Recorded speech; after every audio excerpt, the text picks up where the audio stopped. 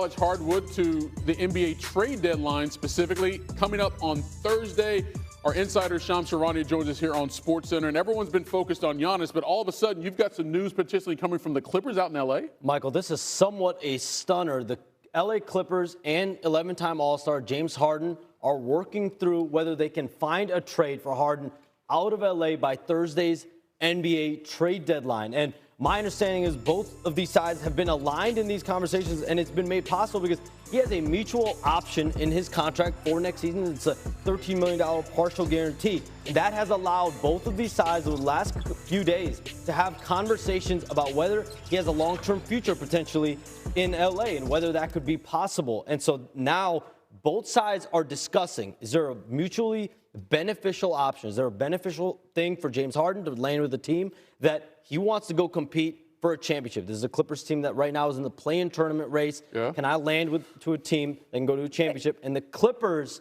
are saying, can we find a player, potentially a younger player, that fits them better long-term? One of the teams that has jumped out as among the most interested teams for Harden right now, the Cleveland Cavaliers. Donovan Mitchell, obviously championship expectations right now with the Clippers. They're one of the most interested teams in him, from my understanding. And James Harden has the power in all this. He has a no-trade clause. It's just interesting. It's interesting for a lot of reasons. The timing feels weird. The timing feels weird, but also just how good the Clippers. 17 of 21. Exactly. Right. They've been the best team in the NBA if you go back to Christmas. So the timing feels weird on all fronts. So James Harden, again, when you have a mutual option, you have a small partial guarantee of about $40 million. He's also thinking about, what is my future with the Clippers? Can I win? Is there a potential fit somewhere else? And also, is there a path toward competing for a championship? And looking at all the sides, and the Clippers similarly have to make decisions for their future as well. And so this has been, over the last couple of years, I think James Harden's had a really good run there. You hear only positive things for him in LA as a leader, as a player. He's been pretty much available throughout his entire stint in LA. But now, on the eve of the trade deadline, James Harden and the Clippers are evaluating a trade of him out of LA. And maybe it makes more sense now that he hasn't played the last two games for the Clippers for personal reasons. There we go. Shams, appreciate you, man. Well, speaking of 3 days away from the NBA trade deadline, and no one better to have in studio with me than our NBA senior insider, Shams Charania. And Shams, the biggest question everyone wants to know the answer to is, what's the latest on Giannis Antetokounmpo and a potential trade at the deadline? So, Amina, through the weekend and up until now, we're 4 days away from the NBA trade deadline. The Milwaukee Bucks are listening. They're engaged with seriously interested teams in Giannis. And over the weekend and this week, they are making counteroffers to teams that are making aggressive pursuits of Giannis, and that includes the Miami Heat, the Minnesota Timberwolves, the Golden State Warriors, the New York Knicks, among them. And listen, I reported last week, Giannis Antetokounmpo is ready to be moved by the Milwaukee Bucks, whether it's at the NBA trade deadline or in the offseason. But the big question right now is, will there be a team that meets the Bucks' price threshold that they've set out, which is a young blue chip talent and or a surplus of draft picks? They've been very clear with teams, we're fine waiting for the offseason if you guys can't meet this price. But then again, there's the risk reward. If you wait till the summer, Giannis will essentially be on an expiring deal, which gives him a little bit more leverage, a little bit more ability to dictate his future.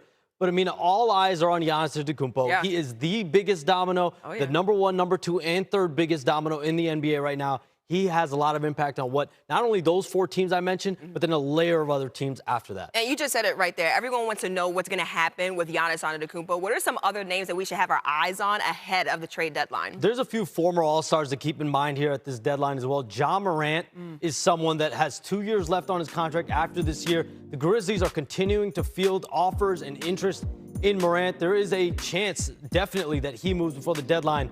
Anthony Davis with Dallas. There was really serious talks with the Toronto Raptors and with the Atlanta Hawks a month ago, but then he suffered a groin injury, then a hand injury. So we'll see if either of those teams circles back with the Mavericks, but their phone lines are wide open. And then a couple other players to keep in mind. Domantas Sabonis of the Sacramento Kings. He's had some interest with the Toronto Raptors. Then Michael Porter Jr., he's had a sensational year with the Brooklyn Nets this year, was a borderline all-star. He's a player that the Nets are going to get a ton of calls and interest for. They do see him a part of their future potentially as well. Yeah, a lot of action leading up to the trade deadline. It was also 1 year ago today when you broke the biggest trade in NBA history, Luka Doncic to the Lakers. I remember where I was. I was actually about to come on to SportsCenter that night, and I was like, okay, this whole entire show is going to blow up because we don't need to talk about anything else. What do you remember from that night? I just remember it being the craziest it was 7 minutes. So I got the tip at like 11:05 p.m. Central Time. I'm in Chicago, as you know. Yeah, and then 11:12, I hit send, and just the mad dash, because, yeah, you want to be first, but to get all the details, my hands were trembling already, because I'm always paranoid because I'm going to have a typo. I'm going to mess something up. I'm like, this is not the tweet for a typo. I can't have a typo. Not at all. That would have kept me up all night. I think everybody was wondering. They was like, okay, is this is really Shams tweeting this out? I know you got a lot of texts about that night. And I said, yes, this is real. And people thought that was a reason even more why I got fake as hacked. well. Yeah. They're like, are you okay? We got to check on you. Did your phone get Are you okay? We got to check on you. That was a wild, wild night in the NBA. Shams Charania with the latest. Thanks so much, Shams.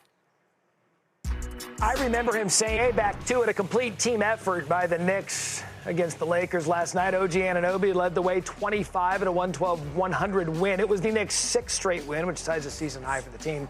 They outscored the Lakers 38-26 in the third quarter. Now all eyes are going to be on New York as we approach the trade deadline, which is why we bring in our NBA insider, Brian Windhorst. And I mentioned the Knicks, Windy, with regards to all eyes on them, because there's always been a connection with them and Giannis Antetokounmpo. So as we sit here today, 3 days away, what can you tell us about the Knicks and Giannis? I just don't think that's something that is really hot right now. Now, I want to point out that in the grand scheme of things, we are barely to halftime in the trade deadline season. So much happens this week, especially between Tuesday and Thursday. But it's very likely for the Knicks to outbid some of the other teams that are going for Giannis, that they would need to involve a third team. They don't have the draft assets that the other teams have in making offers, but they have not been active in doing that as far as I am told. And if all of a sudden that changes and they start offering players to go pick up draft assets, that would indicate that they're going after Giannis. They have talked to the Bucks. I think they are in the conversation, but I don't think it's something they're aggressively pursuing. And that kind of makes sense. They're playing some of their best basketball right now. Right. Yeah, you bring that, as mentioned, 6-game winning streak. You bring that in, not to say that Giannis is going to kill chemistry. All that's to say is your team's playing well right now. Do you want to add another cog to a wheel that seems to be rolling along just fine? So humor me here. If he is dealt before the deadline, best fit for Giannis, where do you see that? Well, if you're going to make a trade if you're the Bucks, you're probably going to make a trade that helps you protect your draft pick this year, because that's going to be a valuable asset. And you're going to want draft picks in return, and that is where the Golden State Warriors come in. I have long believed that if this is a two-team trade, and it very easily could be a no-team trade or a four-team trade, but in a two-team trade, the Warriors have a very compelling offer because they can offer up to 4 first-round picks. And on the other side of it, they would have Steph Curry and Giannis Antetokounmpo. That's a team that can compete right away. Don't present me a trade offer where on the other side, when the smoke clears, you have Giannis and you haven't built your team around them. So I'm not sure whether the Bucks are going to pull the trigger this week, but I am sure that the Golden State would be very compelling. Yeah, those Luka trades aren't walking through the door anytime soon. You're not going to get one of those off the books anytime in the year anniversary of maybe one of the most lopsided trades we've seen in NBA history. Speaking of L.A., they made the deal to get last year to get him. Can you tell us about L.A. as they approach the deadline? So they have $40 million in expiring contracts, and they have been interested in upgrading on the perimeter defense and at rim protection, but they really just kind of want to use those expiring contracts, Matt. They don't want to use draft assets. They don't really want to use players that they value past this season. And so that just basically makes them bargain bin hunting. That's kind of what they did last summer. When you look at, they signed DeAndre Ayton and Marcus Smart. Those were guys who were bought out elsewhere. Now, their strategy could shift. Again, we are only on Monday, but I think they're bargain shopping and looking to go into the summer when they will have $100 million in cap space and not sort of mess with that right now.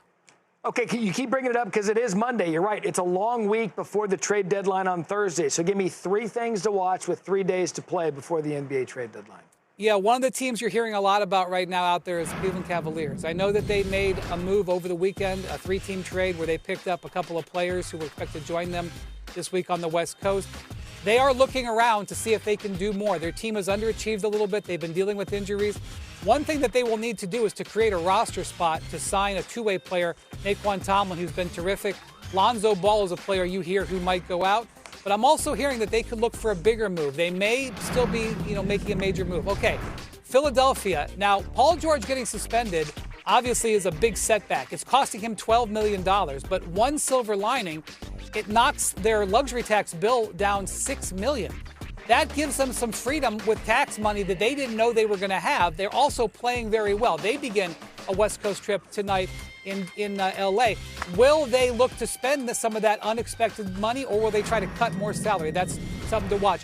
Obviously, with Dallas, the focus has been on Anthony Davis. And while I would not rule out an Anthony Davis move by the end of the week, I think it's more likely, if Dallas does something, it's to shave off future salary. They are now building around that guy, Cooper Flagg, and they have been involved in multiple different conversations to trade players with longer contracts to get them off their books so that they can begin to retrofit this team around him. It would not surprise me if the Mavericks are involved in one or two trades this week that involve not Anthony Davis. All right, so perfect segue to a bonus Wendy question. 10 being chaotic, 1 being boring. This trade deadline will be... It's all coming down to Antetokounmpo. Basically, there are two types of conversations happening in the league right now. Giannis-related conversations and conversations of teams trying to get out of the luxury tax, stuff that will be at the bottom of the page that you won't care about. If Giannis gets moved, you could see a cascading series of effects where there's a number of contending teams doing deals. If he ends up not getting traded, we could have a boring Thursday. All right, can't wait for it. Wendy will be all over it. Wendy, thank you.